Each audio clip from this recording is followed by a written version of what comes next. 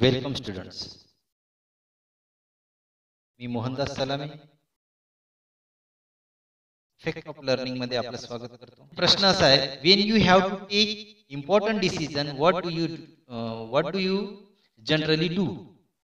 म्हणजे तुम्हाला एखादा महत्त्वाचं डिसिजन जेव्हा घ्यायचे असते तेव्हा तुम्ही जनरली काय करता. तर यापैकी ज्या सिक्वेन्स मध्ये तुम्ही जे डिसिजन घेत असताना लिहिता त्या डिसिजनचं तुम्हाला इथं नंबर टाकायचा आहे. 1 2 3 4 5 6. फॉर एक्झाम्पल, जर तुम्ही पहिल्यांदा टॉस द कॉइन करत असाल तर या एफ नंबरवर toss the coin to decide इथं आपण 1 लिहूया. त्याच्यानंतर सेकंडली सपोज तुम्ही कॉन्टॅक्ट फ्रेंड्स फॉर ॲडवाइस असं जर करत असाल तर त्या ठिकाणी तुम्हाला 2 लिहायचं आहे. Like that if you are taking your decision with this sequence, then use numbers 1 2 3 4 5 6 like this. Okay, I hope you understand this. It is too much simple activity.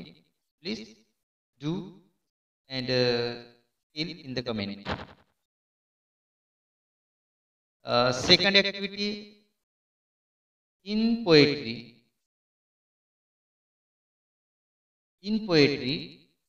very often there are lines in which the poet seems to talk directly to an absent person.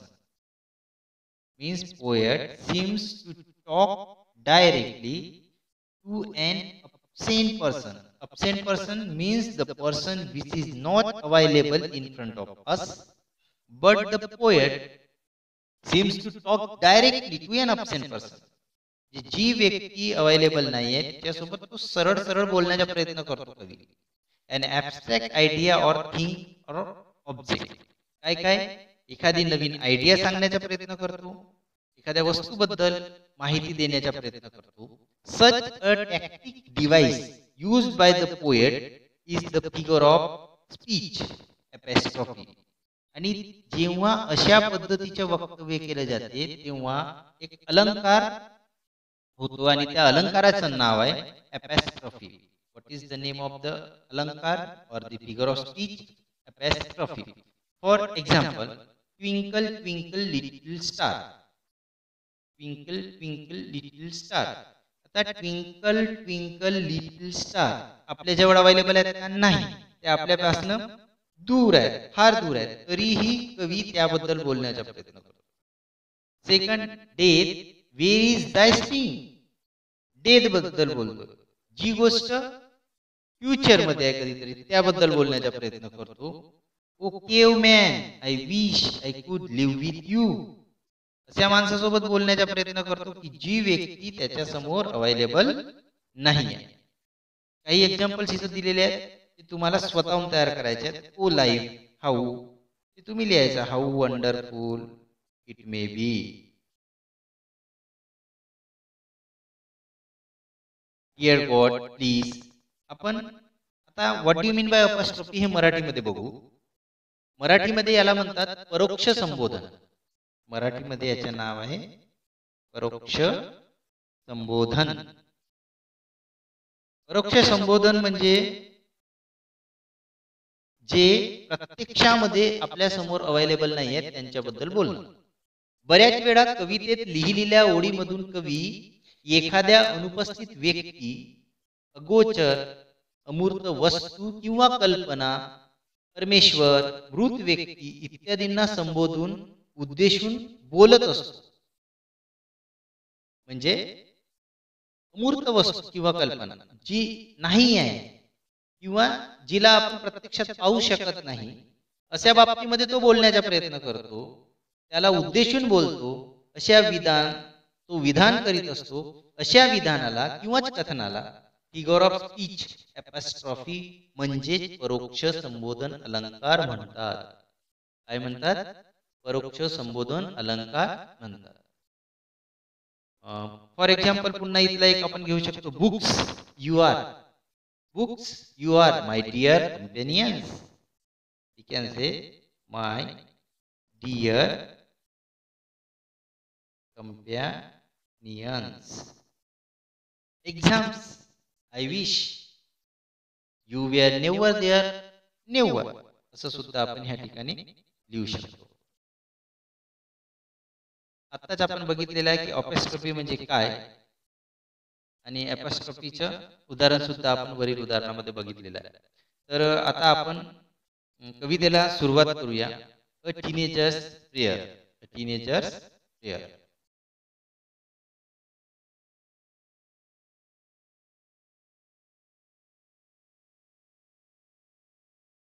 Let's start the poem Teenager's Prayer. Teenager's Prayer. What do you mean by teenagers? What is the age related to teenagers? The age between 13 to 19. The age between 13 to 19. It is called as the teenagers. It's called as the teenagers. म्हणजे तुम्ही ज्या वयामध्ये आता सद्यस्थितीमध्ये आहात ते वय म्हणजे टीनेजरचं वय आहे आणि म्हणून स्पेशली ही कविता कवीनं तुमच्यासाठी लिहिलेलं आहे. तर या कवितेचे जे कवी आहेत त्या कवींचं नाव आहे जे मॉर्स. जे मॉर्स. तर आपण पहिल्यांदा कविता बघून घेऊ आणि त्यानंतर या कवितेच्या मराठीमध्ये ट्रान्सलेशन बघू जे तुम्हाला फार महत्त्वाचे आहे आणि तुम्हाला समजण्यासाठी उपयोगी पडणार आहे. Each day brings new beginnings. Each day brings new beginnings. Decision I must make. I am the only one to choose. I am the only one to choose the road that I will take. The road that I will take. I can choose to take the road of life. I can choose to take the road of life that leads to great success, or travel down the darkened road that leads to great distress. That leads to great distress. Please open up my eyes, dear Lord. Please open up my eyes, dear Lord, that I might clearly see. Help me stand for what is right. Help me stand for what is right. Bring out the best in me. Bring out the best in me. Help, Lord, to just say no. Help, Lord, to just say no when temptation comes my way, that I might keep my body clean, that I might keep and fit for life each day, and fit for life each day. When my teenage years are over, when my teenage years are over, I know that I will see, I know that I will see that life is lived its very best. That life is lived its very best with you walking next to me, with you walking next to me, with you walking next to me. जे Moore's. आता जे Moore's यांनी ही जी कविता लिहिलेली आहे फार सुंदर अशी कविता आहे आणि या कवितेमध्ये what is is saying in this poem, जे मॉर्स what is is saying, is saying that each day brings new beginnings along with it. Each day brings new beginnings along with it. So at the beginning of each day, I must make my own decision. There are different paths lying before me, but to choose the road on which to travel is solely my responsibility. And that's why each day brings new beginnings along with it. Along with it. ही एका किशोरवयीन बालकाची प्रार्थना आहे. त्यानं म्हटलेली प्रार्थना आहे. Each day brings new beginning. प्रत्येक दिवशी येणारा प्रत्येक दिवस एक नवी सुरुवात घेऊन येत असतो. प्रत्येक दिवसाला एक नवीन सुरुवात होते. बिगिनिंग म्हणजे सुरुवात. Decision I must make. आणि या प्रत्येक दिवशी मी जे काही करीन त्या सर्व गोष्टींचे निर्णय मलाच घेतले पाहिजे.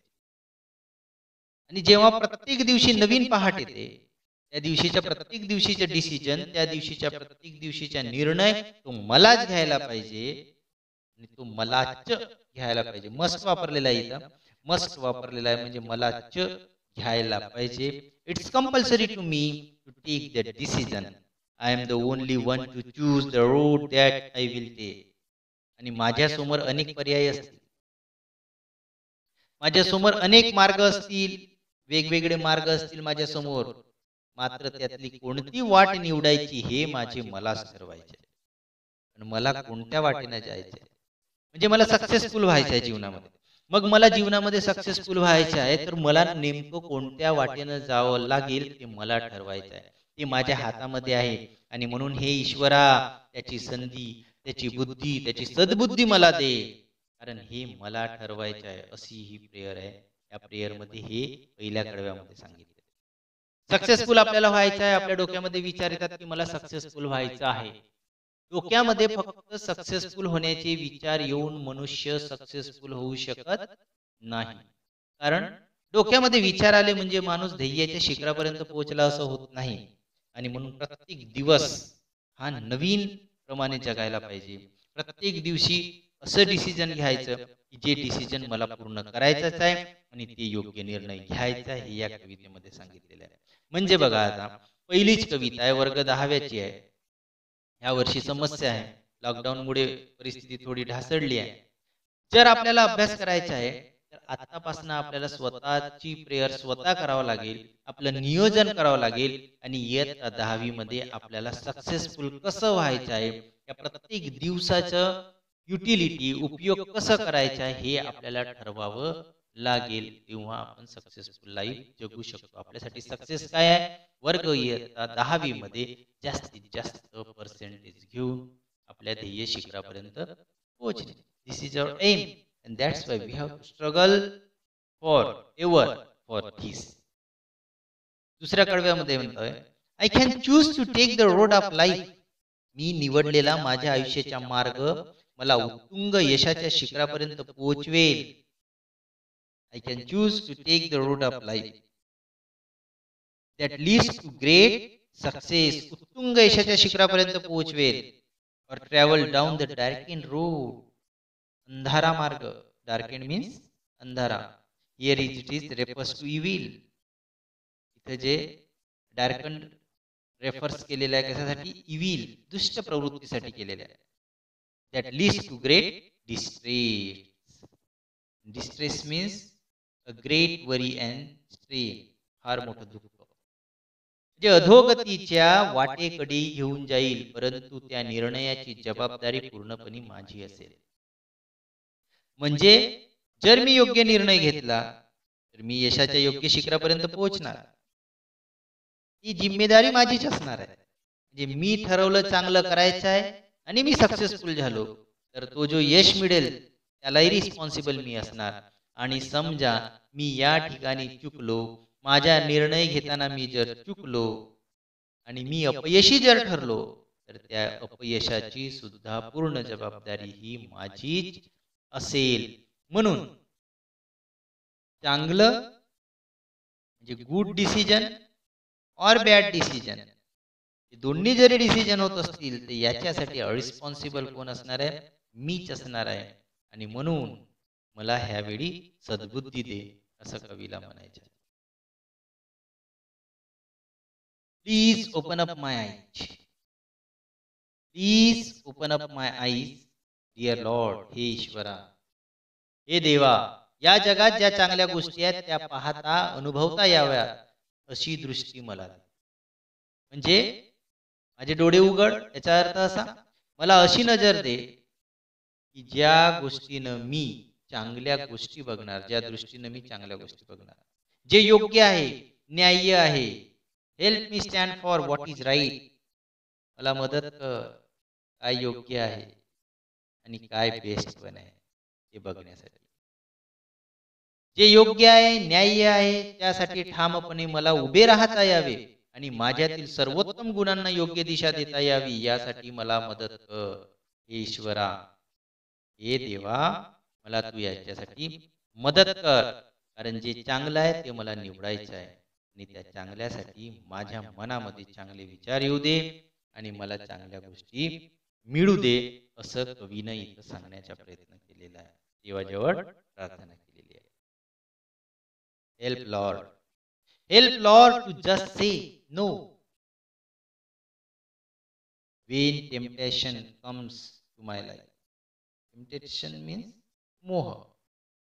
माझ्या जीवनामध्ये जेव्हा एखादा मोह येईल, मोहाचा क्षण येईल, एखाद्या मोहाच्या क्षणी अथवा कठीण प्रसंगी माझ्याकडून अयोग्य वर्तन घडू नये यासाठी ठामपणे नकार देण्याची देवा मला हिंमत दे. म्हणजे माझ्या मनामध्ये जर लालसा निर्माण झाली, माझ्या डोक्यामध्ये लालसा निर्माण झाली, तर त्यावेळी सुद्धा त्या लालसेला नाही म्हणण्याची, नकार देण्याची वृत्ती माझ्यामध्ये निर्माण कर ईश्वरा. आणि जेव्हा मी ह्या पद्धतीनं नकार देऊ शकेल तेव्हाच मी माझ्या योग्य मार्गावर जाऊ शकेल. आयुष्यातील आव्हानांना सामोरे जाण्यासाठी that I might keep my body clean and fit for life each day. मी माझ्या आयुष्यातील आव्हानांना सामोरे जाण्यासाठी माझे शरीर मी कायम उत्तम निरोगी ठेवू शकेन यासाठी ईश्वरा मला तू शक्ती दे, यासाठी मला तू शक्ती दे, असे कवी ईश्वराला म्हणत आहे.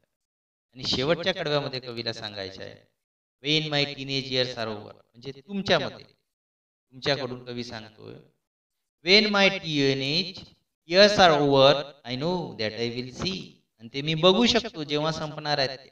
म्हणजे किशोरवयाचा हा काळ सरताना मला खात्री आहे की तुझी साथ असेल. म्हणजे हे जेव्हा 13 ते 19 चा हा जो माझा कालखंड संपेल तेव्हा मी बघत असणार माझा कालखंड संपताना आणि तू पण बघत असणार, तेव्हा मला हे खात्री आहे, I know that I will see, ते मी बघू शकतो. तुझे आशीर्वाद पाठीशी असतील तर आयुष्याची वाटचाल अतिशय सुखद आणि सुकर होऊ शकते याची मला सदैव जाणीव असेल. जर तू माझ्या सोबत आहेस, अगर तू मेरे साथ है तो मुझे किसी का डर नहीं. आणि मी आयुष्यामध्ये हे करू शकतो असे जे मॉर्स ईश्वराला म्हणत आहेत. कुणाच्या मार्फत म्हणत आहेत? तुमच्या मार्फत म्हणत आहेत. म्हणजे ते स्वतःला टीनेजर समजत आहेत, टीनेज एज मधील एक व्यक्ती समजत आहेत, तुमच्या वयाचे समजून तुम्ही प्रेयर ईश्वराला करताय.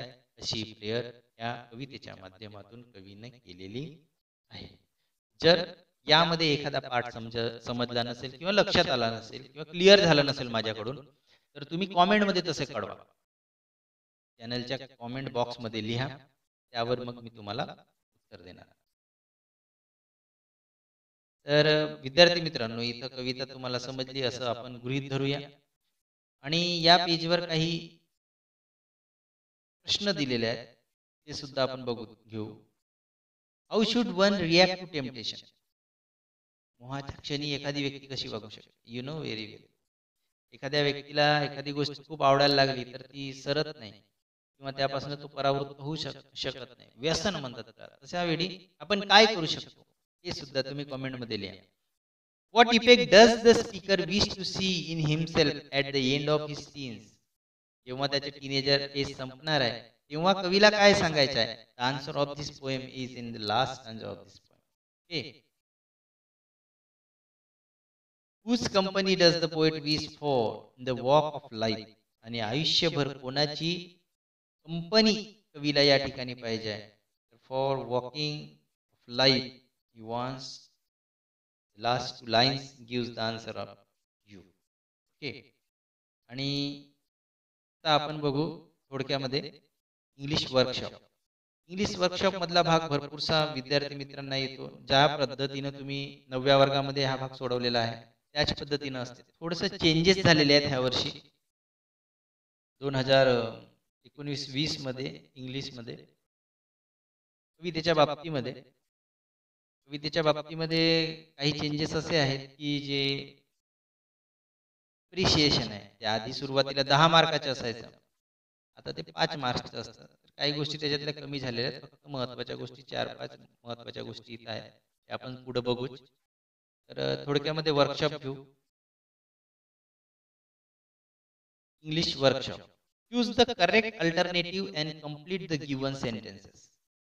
According to the poet, are brought by each new day, new beginning or new ending. I hope you can give easily the answer of this. New beginnings. Second, we must decide to take the road which leads to great distress or great success. Means what we have to do? Actually, you can find out the answer of this. We must decide to take the road which leads to. Firstly, what we have to do? We have to find out this line where it is. Just see here. Decide to take the road. Decide to take the road. I am the only one who to choose. Here is answer. Road that I will take. I can choose take the road of life. I can choose take the road of life that leads to great success. Is which type of road we have to take? That leads to great success. The answer is the great success. And now see here. Is there great success? Yes. The answer is great success. And that's why the answer of this question is great success. Like that C and D, I think you can easily solve this C and D, and that's why write down the answer of this in the comment box. Okay. Now next thing, find and write the pairs of rhyming words from the poem. In a 9th standard or 8th standard or 5th to 7th standard, I think you easily understand what do you mean by rhyming words, and it carries 2 marks. You can easily get the 2 marks. How? What do you mean by rhyming words? मराठीमध्ये त्याला आपण म्हणतो यमक जुळवणारे शब्द. यमक जुळवणारे शब्द म्हणतो. आता ते तुम्हाला माहित असेलच, पण एकदा तरी आपण याच्याकडे लक्ष देऊ, एक थोडी उजळणी म्हणून. रायमिंग वर्ड्स शोधताना एक महत्त्वाची गोष्ट लक्षात घ्यायची. कवितेच्या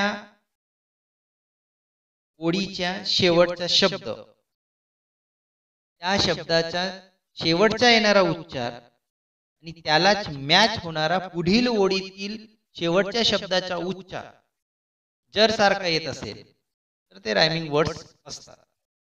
बरेचदा काय होते, काही काही विद्यार्थी काय विचार करतात की या ठिकाणी येस आहे, दुसऱ्या ठिकाणी येस असेल तर तिथं रायमिंग वर्ड्स झालं.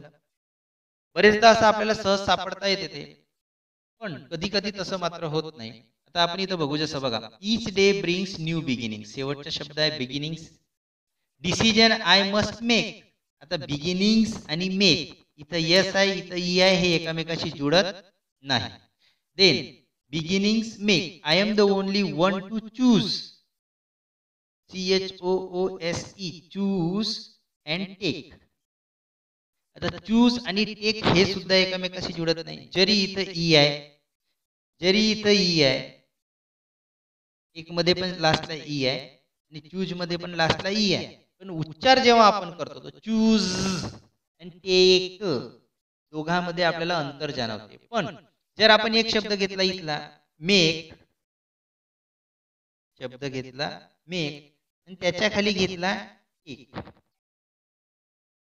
आता बघा याचा उच्चार मेक आणि टेक, मेक टेक, एकामेकाला हे मिळते जुळते वाटतात, उच्चार सेम वाटतो. इथं ई आहे इथं ई आहे, इथं के आहे इथं के आहे, यावरनं जे जुळतं असं नाही, पण याचा उच्चार करत असताना, प्रोनाउन्सिएशन करत असताना एक रिदम आपल्याला ऐकायला येते, मेक टेक. आणि म्हणून असे शब्द जे असतात त्यांना रायमिंग वर्ड्स असे म्हटलं जातं.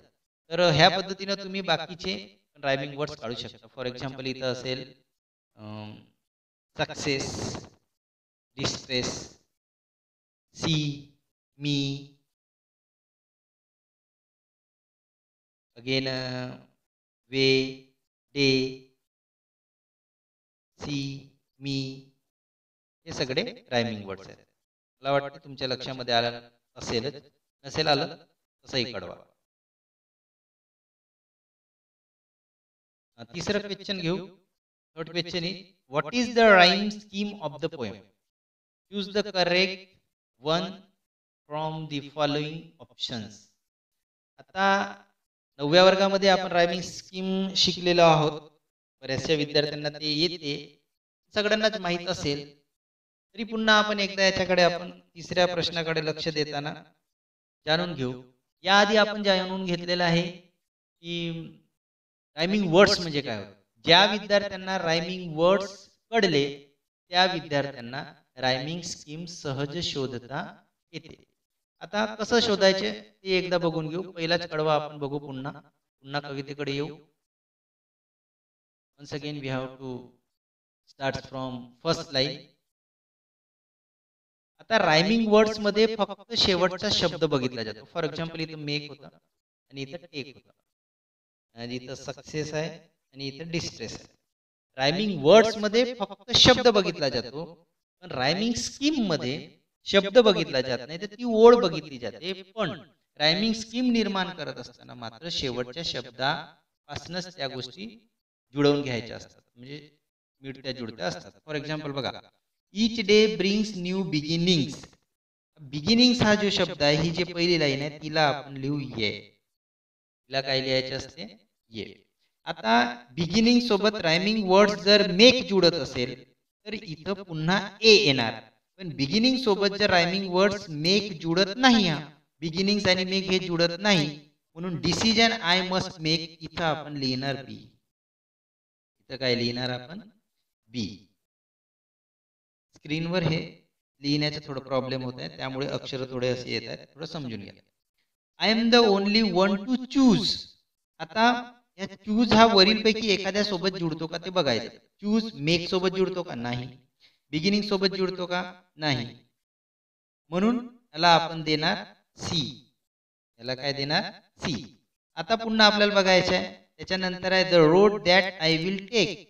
टेक. आता टेक च्या रायमिंग वर्ड्स काय आला होता? मेक. आणि मेकच्या समोर काय आहे? बी. आणि म्हणून मेक आणि टेक हे एकमेकांशी जुळतात, म्हणून टेक साठी सुद्धा रायमिंग वर्ड येईल स्कीम मध्ये येईल बी. म्हणजे इथं रायमिंग स्कीम काय आली? A B C B. A B C B. आता आपण इथं बघू, ए बी सी बी आहे का? ए बी सी बी आहे का? A B C B. या ठिकाणी उत्तर आहे ए बी सी बी. म्हणजे करेक्ट रायमिंग स्कीम कुठली आहे? पहिल्या स्टांजामध्ये ती आहे. काही काही कवितेमध्ये रायमिंग स्कीम नसते, त्याला फ्री वर्स म्हणतात. त्या बाबतीमध्ये आपण पुढल्या कवितेमध्ये किंवा नंतरच्या येणाऱ्या कवितेमध्ये जेव्हा तो भाग राहील तेव्हा आपण त्यामध्ये डिटेलमध्ये बघू. आता next question is match the lines in column A. Match the lines means जोड्या जुळवा.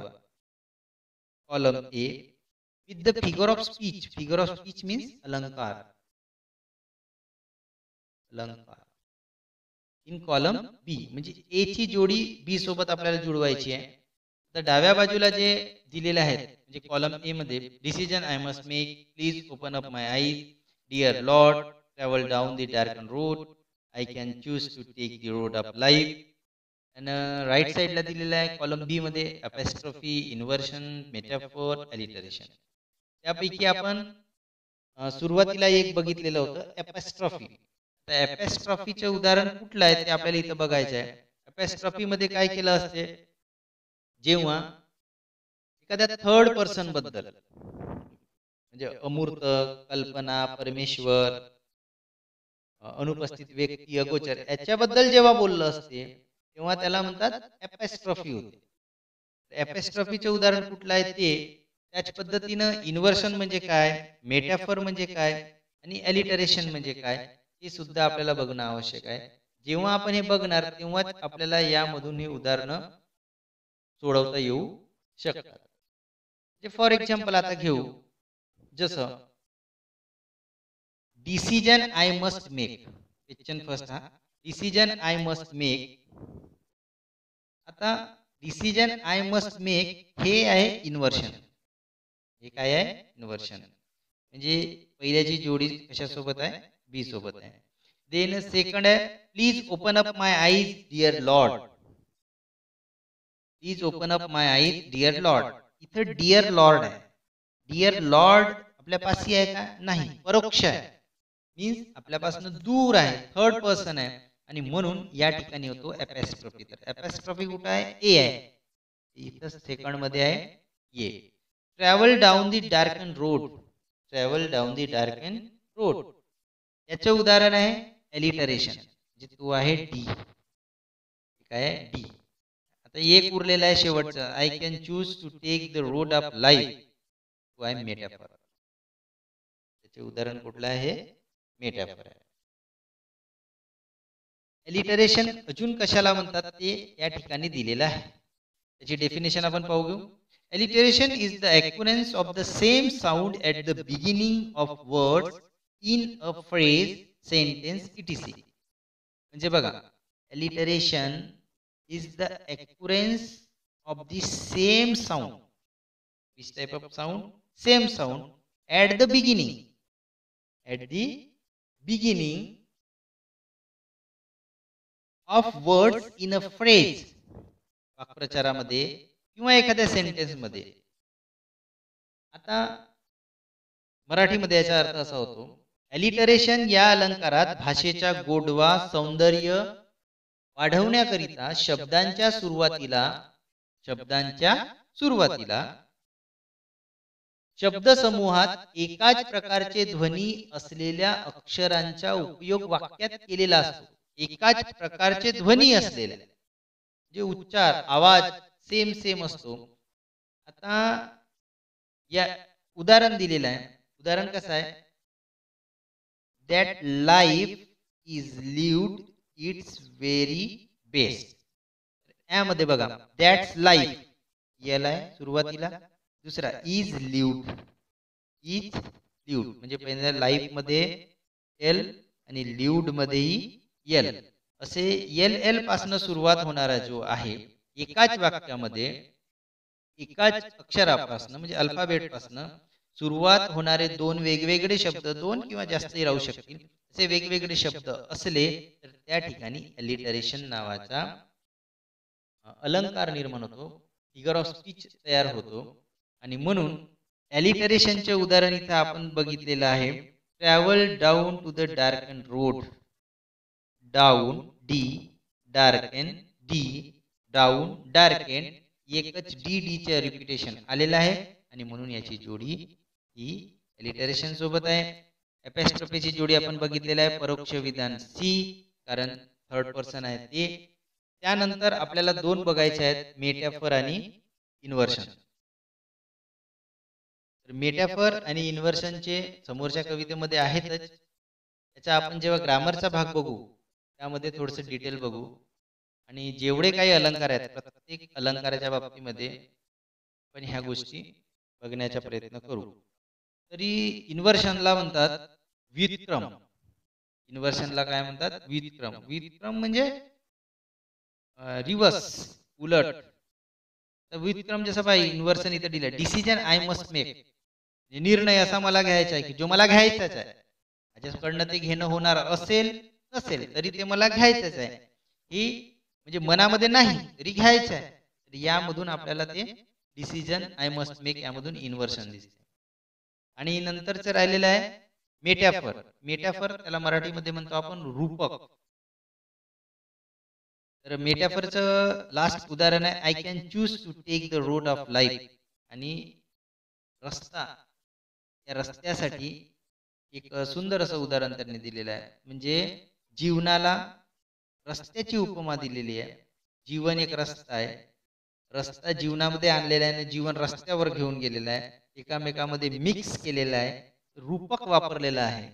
आणि म्हणून याला मेटाफर असे म्हणतात. आता मेटाफर आणि इन्व्हर्शनच्या डेफिनेशन्स तुम्ही कमेंटमध्ये सुद्धा लिहू शकता. आपण पुढच्या भागामध्ये ते बघणारच आहोत.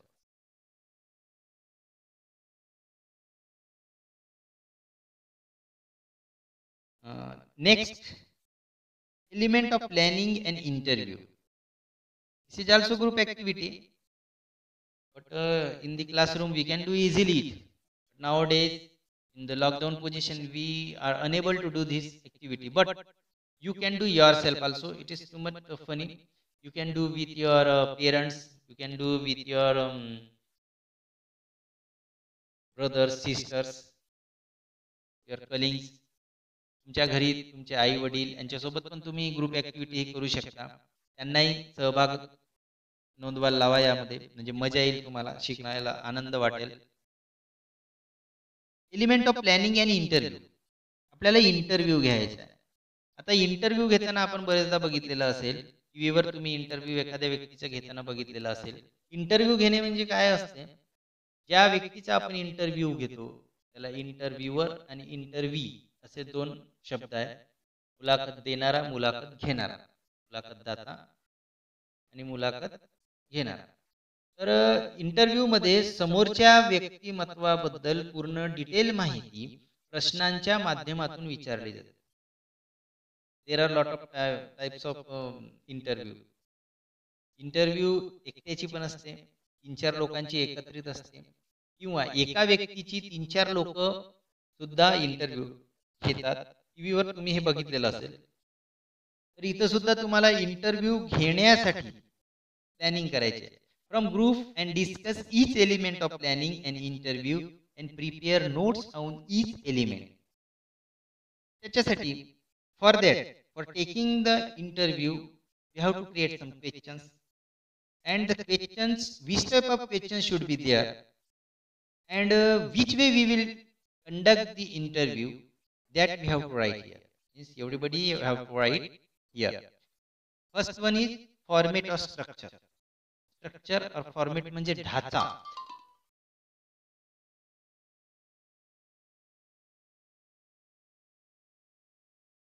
Structure, फॉर्मेट और स्ट्रक्चर. इंटरव्ह्यू घेताना एक ढाचा असायला पाहिजे. म्हणजे आपण ज्या व्यक्तीची इंटरव्ह्यू घेत आहोत तो इंटरव्ह्यू कशा पद्धतीने यायला पाहिजे, आपण त्यांना कोणकोणते प्रश्न विचारणार आहोत आणि ते प्रश्न कसे असणार आहेत. प्रत्येक प्रश्न हा आल्हार निर्माण करणारा नसावा, समोरच्या व्यक्तीला बोर करणारा नसावा, आणि ते उत्तम एक प्रश्न, त्या प्रश्नावर आधारित दुसरा प्रश्न, एकदम शेवटचा प्रश्न विचारून टाकला की तुमच्या आयुष्यामध्ये काय आहे, शेवटचं झालं. म्हणजे इंटरव्ह्यू जशी काही आपण समाप्त करत आहोत असाच प्रश्न जर सुरुवातीला विचारला तर तो इंटरव्ह्यू देणारा जो असतो त्याला सुद्धा ते कळणार नाही, आणि जी ऑडियन्स असते त्यांना सुद्धा कळणार नाही. कला आहे इंटरव्ह्यू घेणे, आणि म्हणून आपला फॉर्मेट, आपला स्ट्रक्चर योग्य पद्धतीने असायला पाहिजे. आता आपण इंटरव्ह्यू घ्यायला लागलो तर सेकंड पार्ट आहे size, length, how much. Interview चे प्रश्न निर्माण करत असताना तो प्रश्न किती लांब असावा, कसा असावा. एक प्रश्न यानं विचारायला लागला तर अर्धा इंटरव्ह्यू संपून गेला, पण याच्याकडनं तो प्रश्न संपत नाही. असा प्रश्न असेल तर समोरचा व्यक्ती बरोबर सांगणार आहे का? इंटरव्ह्यू घेत असताना आपल्याला काय करायचं असते, means what we have to do, we have to ask questions in few words, but we have to give the opportunity to that person which are in front of us, and he will give his opinion, his views on our questions. हे महत्त्वाचं आहे. म्हणजे आपल्याला प्रश्न कमी विचारायचा आहे, कमी शब्दामध्ये विचारायचा आहे, पण त्याला, समोरच्या व्यक्तीला जास्तीत जास्त बोलकं करायचं आहे. तर आपल्या प्रश्नांची लेंथ ही लिमिटेड असायला पाहिजे, आणि समोरच्या व्यक्तीला बोलण्याची संधी मात्र त्याच्यामध्ये जास्त असायला पाहिजे. हे मुलाखतीमध्ये व्हायला पाहिजे. Then dos and don'ts, rules and regulation. काय करावे आणि काय करू नये. काय करावे, काय करू नये म्हणजे कुठले प्रश्न विचारावे, कुठले प्रश्न विचारू नये. ज्या प्रश्नामुळे समोरच्या व्यक्तीला, ऑडियन्सला त्या व्यक्तीतील सक्सेसफुल होण्यामागचे कारण समजू शकतील असेच प्रश्न विचारायचे. ज्या प्रश्नामध्ये काही नवीन निर्माण होणार नाही असे प्रश्न विचारण्यात काही अर्थ नाही. तर dos and don'ts, rule and regulations हे सुद्धा महत्त्वाचे आहे. Then types of questions, yes no type question और WH क्वेश्चन. तर WH क्वेश्चन आणि येस नो टाइप क्वेश्चन याच्यावर स्वतंत्र पिरियड घ्यावा लागतो. थोडक्यामध्ये सांगतो इथं, आता हा भाग आलेला आहे म्हणून. What do you mean by yes no type question? When we ask any question and the answer is in yes or no, it is called as the yes no type questions. And whenever we ask the question which starts from WH, it is called as WH questions. म्हणजे WH क्वेश्चनचे उदाहरण आपण घेऊ. What, when, why, where, which, who,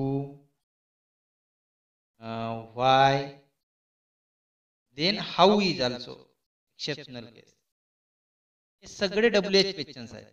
आणि yes no type questions, yes no type questions असे questions असतात. For example आपण घेऊ, Ram is a boy, this is answer. याला जर क्वेश्चन बनवायचे असेल आपल्याला येस नो टाइप क्वेश्चन, तर आपल्याला हा जो वर्ब आहे इज फ्रंटला आणायचा आहे. Is Ram a boy question mark. Answer what will be the answer? Is Ram a boy?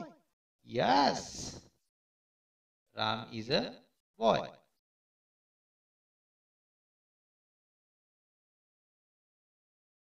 Yes, Ram is a boy. Ram is a boy. Yes. या प्रश्नाचे उत्तर येस किंवा नो मध्ये आणायचे असेल, Ram is a boy. Is Ram a boy? Yes, Ram is a boy. Is Ram a girl? No, is not a girl, is a boy.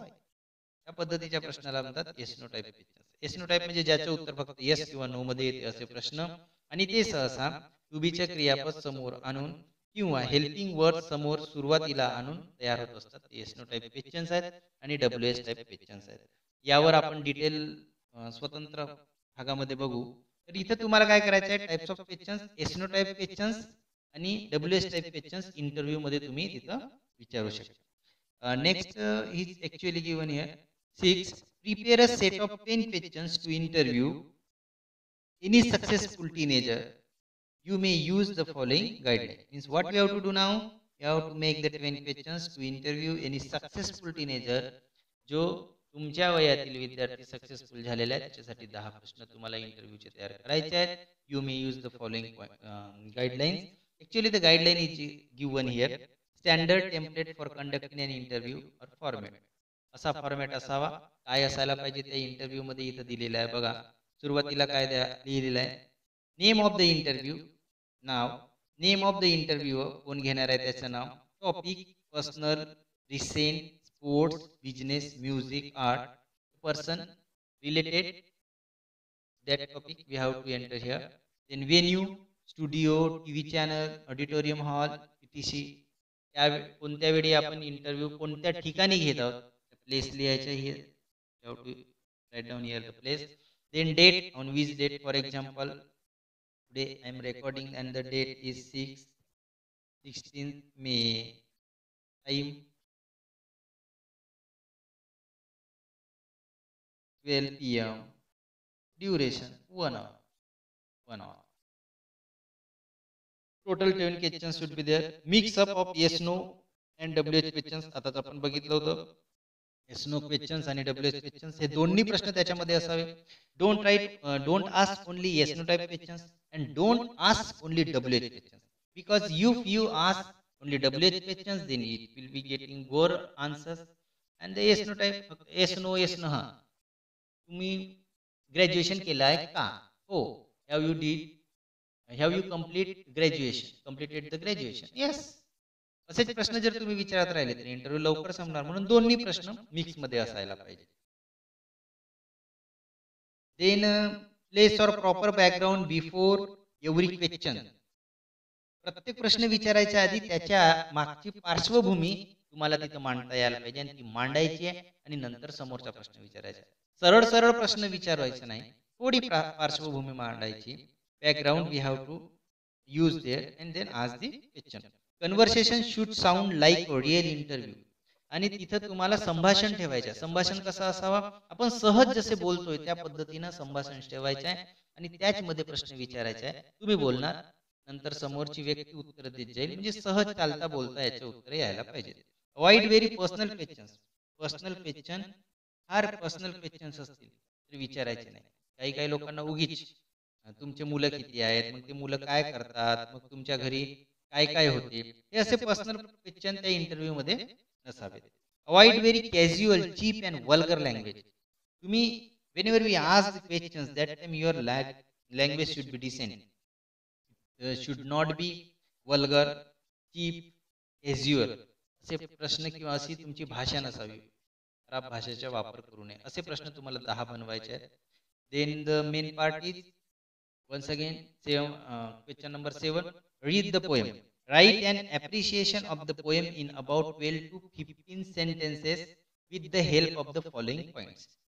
ही जुन्या कोर्समध्ये in the last syllabus, old syllabus was carrying the 10 marks, but nowadays it's carrying only 5 marks and only few questions are essential here.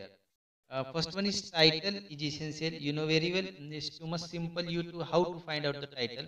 Actually title gives in the poem, and that we can we have to pick up it and write down it. उचलायचा सहज नाही इथं लिहायचं. For example teenagers pair, इथं आहे teenagers pair लिहू शकतो. Then पोएटचं सुद्धा नाव दिलेलं असतं, ते शेवटी आहे जेम ऑर्स. देन रायमिंग स्कीम पण आपण बघितलेली आहे. या सगळ्या गोष्टी तुमच्या डोळ्यासमोर असतात, सहज सोप्या पद्धतीने तुम्ही लिहू शकता. ABCB. Then favourite line, any line you can write there, any favourite line.